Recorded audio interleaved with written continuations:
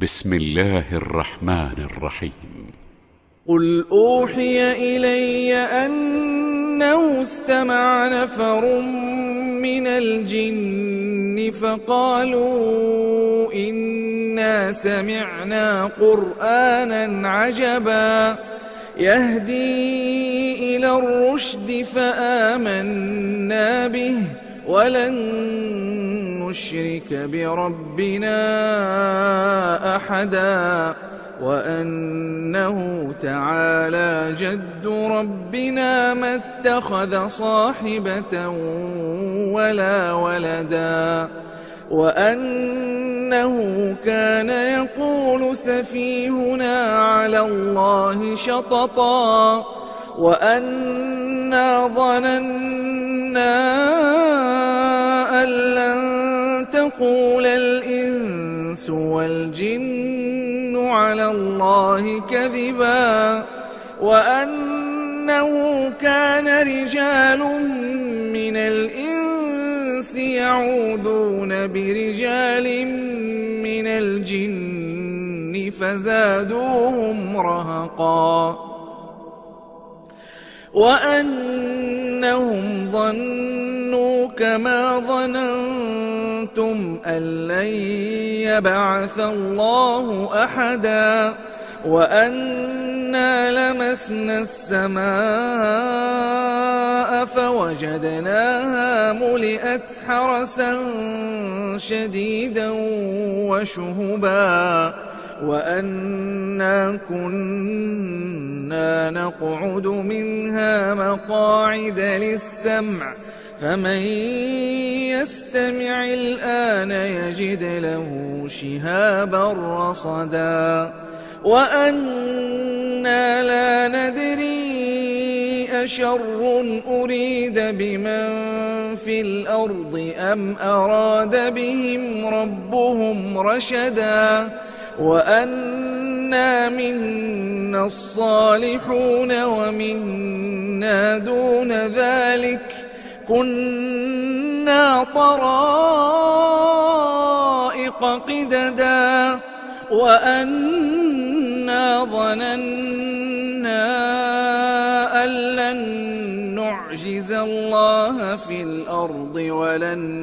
نعجزه هربا وأنا لما سمعنا الهدى آمنا به فمن يؤمن بربه فلا يخاف بخسا ولا رهقا وأنا منا المسلمون ومنا القاسطون فمن أسلم فأولئك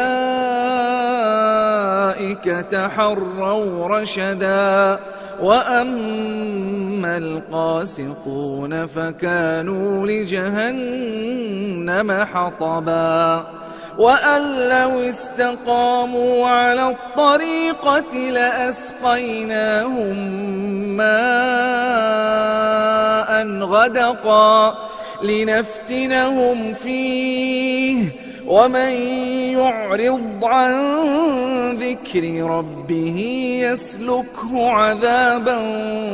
صعدا وأن المساجد لله فلا تدعوا مع الله أحدا وأنه لما قام عبد الله يدعوه كادوا يكونون عليه لبدا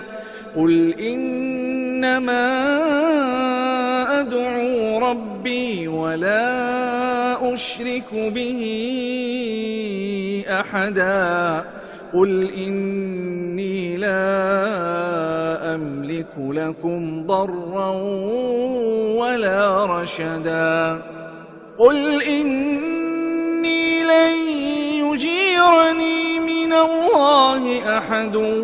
ولن أجد من دونه ملتحدا إلا بلاغا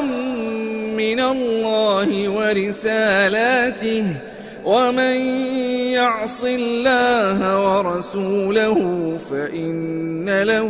نار جهنم خالدين فيها أبدا حتى إذا رأوا ما يوعدون فسيعلمون من أضعف ناصرا وأقل عددا قل إن أدري أقريب ما توعدون أم يجعل له ربي أمدا عالم الغيب فلا يظهر على غيبه